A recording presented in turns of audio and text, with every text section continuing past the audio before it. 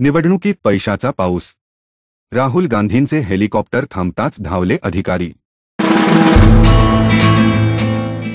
यंदाच्या लोकसभा निवडणुकीत पैशाचा पाऊस पडण्याची शक्यता व्यक्त होत असतानाच कोट्यावधींची रक्कम निवडणूक आयोगाला सापडू लागली आहे. रस्त्यावर अधिकारी वाहनांची तपासणी करीत आहेत आणि मोठे घबाड देखील हाती लागत आहे. अशातच काँग्रेसचे नेते राहुल गांधी यांच्याही हेलिकॉप्टरची तपासणी करण्यात आली. काँग्रेस नेते राहुल गांधी हे तामिळनाडू दौऱ्यावर आहेत. लोकसभा निवडणुकीच्या पार्श्वभूमीवर प्रचारासाठी ते गेले असताना निवडणूक अधिकाऱ्यांनी राहुल गांधींच्या हेलिकॉप्टरची तपासणी केली. भाजपचे अनेक नेते हेलिकॉप्टरने जात आहेत, त्यांच्या हेलिकॉप्टरची तपासणी केल्याच्या बातम्या काही येत नाहीत. राहुल गांधी यांच्या हेलिकॉप्टरची मात्र तपासणी करण्यात आली आणि त्याचा व्हिडिओ देखील व्हायरल झाला. हेलिकॉप्टर उतरल्यानंतर अधिकाऱ्यांनी तपासणी केली.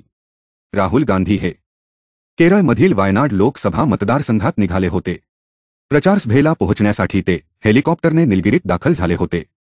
निवडणूक आयोगाने 75 वर्षांच्या इतिहासात यावेळी सर्वाधिक रोकड जप्त केली आहे.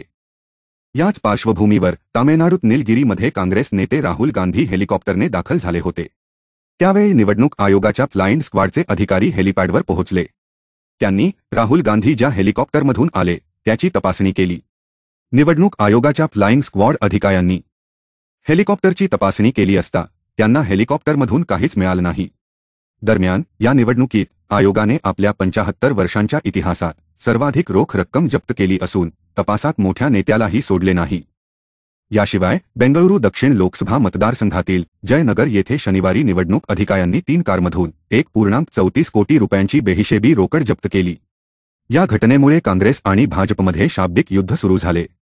राहुल गांधी यांच्या हेलिकॉप्टरची तपासणी झाल्यामुळे मात्र चर्चेचा विषय बनला आहे.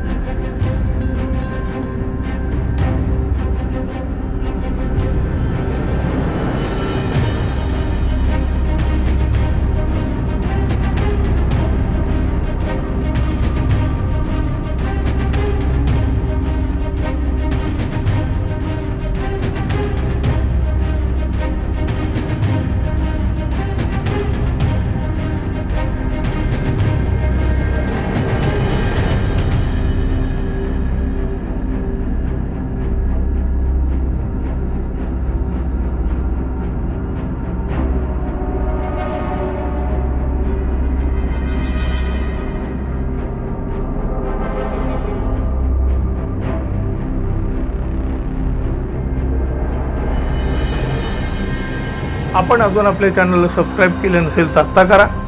बेल आयकॉन क्लिक करा. जाता जाता एक लाईक अवश्य करा. धन्यवाद. पुन्हा भेटू. तोपर्यंत नमस्कार.